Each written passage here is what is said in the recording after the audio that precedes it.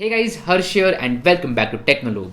In this ever-evolving world with super expensive smartphones like the iPhone XS, Pixel 3, Samsung Galaxy Note 9 and all these phones, Xiaomi went ahead and launched a very new company. This new company is called Poco, and their very first phone, that is the Poco F1, got a lot of attention all around the globe because of its price to performance ratio. I have been using the Poco F1 as my daily driver for over a month now, and today in this video I'll tell you exactly what you need to know about this phone and whether or not you should buy this phone to use as your daily driver. Now I hate the term daily driver, but yeah, that's what we're calling it.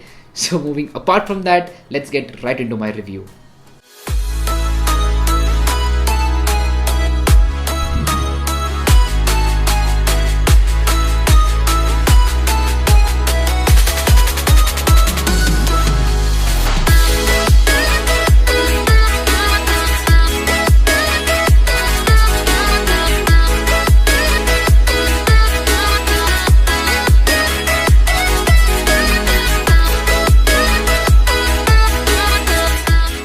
So the Poco F1 is the cheapest phone on the market right now with a Snapdragon 845 processor. Along with that, you get 6 or 8 GB of RAM coupled with 64, 128 or 256 GB of internal storage. You also get the option of expanding the storage via a micro SD card slot. It's a hybrid SIM card solution. That means you can use 2 SIM cards or you can use 1 SIM card and 1 micro SD card. As we already know, Snapdragon 845 is the top of the line processor by Qualcomm for this year, and it works incredibly well on the Poco F1. The performance is outstanding. So if you're coming from a budget phone like the Redmi Note 5 Pro or maybe even the Redmi Note 4, then this phone will be a huge upgrade for you because the performance is a huge bump. Like the Redmi Note series uses the Snapdragon 600 series processor, and this is an 800 series processor, which is a flagship processor, and the performance is incredible. Now coupled with the Snapdragon 845, you get MIUI on the software side of things. So MIUI is a very heavy skin over Android. So if you're a stock Android lover out there, then this phone isn't for you because MIUI is a very heavy skin. It offers tons and tons of customizations. It also has a lot of bloatware, and sometimes it also has ads. Yes, I've been getting ads on my Poco F1 regularly, which is very annoying. So if someone from Xiaomi is watching this, then please stop this. Like, it's a very cheap move to show ads in your settings menu. Please don't do that. And I absolutely hate that thing. Like, you're showing ads on a phone that I paid for. So yeah, that's an issue, and hopefully Xiaomi will solve it soon. But other than that, MIUI on this phone is actually very well optimized. It does come with an app drawer unlike other MIUI phones, which is a good thing because that was the only thing missing on MIUI, and now you have that option, which is a very good thing. So the performance with MIUI 10 and Snapdragon 845 works really well for me. At first the software had a lot of bugs, but it's common for a new phone to have bugs, and as time went by, software updates came along and the performance got better and better. So overall the performance on this phone is incredibly well for the price of Rs 21,000 or $300. It's probably the best phone out there in its price segment in terms of the performance. Now one more thing that is great on this phone is battery life. So the Poco F1 comes with a massive 4000 mAh battery, which will easily last you for 2 days. I was getting somewhere around 1.5 days on a constant basis because I'm a heavy user, but if you are a light user, then 2 days is very easy on this phone. I was constantly getting somewhere around 6 to 7 hours of screen on time, which is crazy, and I really like the battery life on this phone. Also, one good thing is that you get Quick Charge 3.0 support, and you also get the adapter inside the box, unlike some other companies. Apple. Now let's go ahead and talk about a controversial aspect with the Poco F1, and that is the display. So the Poco F1 comes with a 6.18-inch display with a resolution of Full HD+. It does have a notch, and that notch is humongous because it houses a lot of features inside the notch. So for example, you get the front camera and you also get an IR camera. That means you can use the face unlock feature in the night as well. That's why that notch is humongous. Some people like the notch, some people don't like the notch, but I personally didn't care about the notch after a couple of days. Like for the first couple of days, I was like, what is this? It's bugging me. But then I got used to it very quickly. So that's my experience with the notch. But if you're a person who does not like the notch, then you're not going to like this phone because it's a very big notch. Now apart from that, the display had also some other controversies like screen bleeding issues. Well, yes, the Poco F1 does have screen bleeding issues, but it's not that massive. Like, it's not even noticeable. If you go and look for that issue, then only you will find that issue. But other than that, the display is actually very good. It's color accurate, the resolution is awesome. It's bright enough so that you can use it in outdoors, like in daylight conditions, and overall the display feels really well. Like, it's not a cheap display on the Poco F1. Like, when I first ordered this product, then I thought that yeah, Xiaomi might have put a cheap display on this one, but it's not that case. It's a very good display. So as far as the controversies about the display go, I think that people are nitpicking over here. We have to consider the price to performance ratio, and for this price point, the display is actually very good. Now, also one thing that I have to mention about the display is that it cannot stream HD videos on Netflix and Amazon Prime Video. It has a full HD plus display, but it cannot stream because of some issues.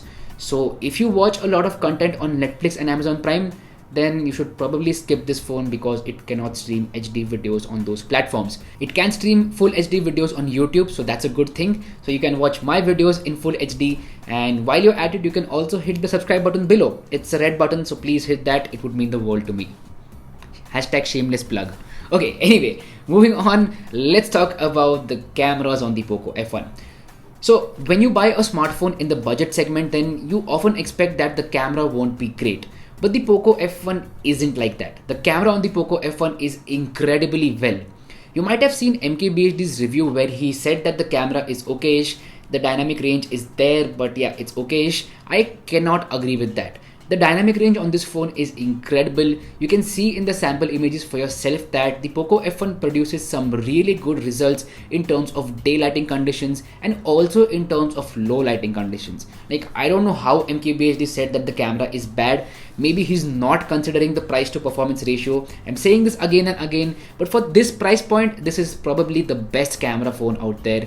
And trust me on that, because you can see the sample images for yourself, and this phone performs really well in terms of the cameras. Also, the front camera on this phone is exceptionally well with that front portrait mode.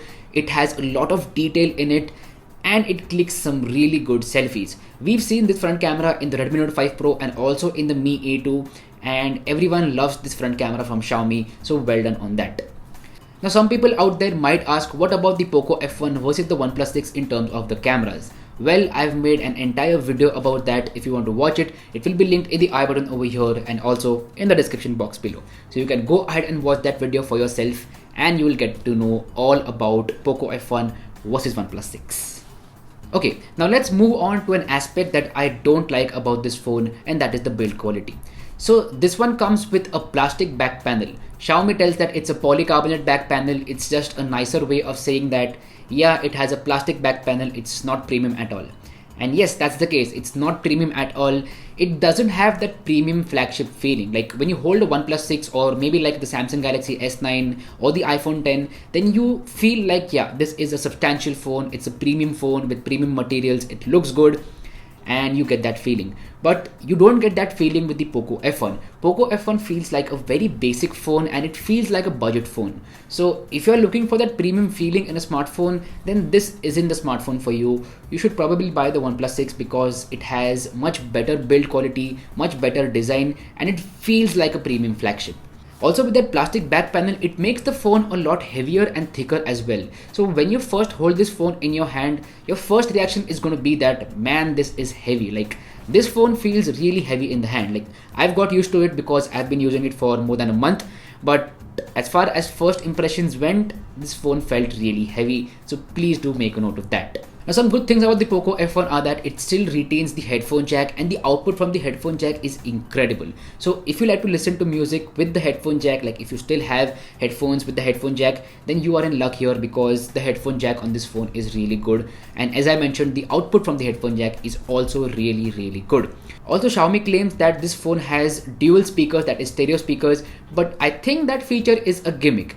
It does have two speakers, like one from the earpiece and one at the bottom. It's just a normal speaker. It produces better volume than the OnePlus 6 and some other phones out there, but it's still not the best out there. Like, for this price point, it's really well, but Xiaomi advertised it as stereo speakers with, great output. I don't think that is the case with the speakers. So again, make a note of that. The Poco F1 also comes with a fingerprint sensor on the back of the phone. It works really well. It is fast, it is secure, and it's in the perfect position. Therefore, overall, the Poco F1 is a really interesting package for the price of Rs 21,000. If you're in the market to buy a new phone in this price segment, then I don't think that there is any competition to this phone when it comes to the performance, the camera, the battery life, and also the display. Its only biggest con is the build quality. Like, if you want that premium flagship feeling, then you're not going to get that with the Poco F1. But other than that, if you don't care about that premium feeling and you just want a good phone which will last longer and which has a good camera, then Poco F1 is the one to go for because its price is really good. So if your budget is somewhere between 20 to 25,000 rupees, then I would recommend you to go ahead and buy the Poco F1 because so far I've had a very good experience with this phone. So anyway, that's been it. I hope that you liked this review in some way or the other, and if you did, then make sure to smash that like button. Also, if you have any suggestions, comments or anything, the comment section is always open for you. You can also follow me on all my social media platforms. All the links as always are available in the description box below. My name is Harsh Punjabi and I'll see you guys in the next one.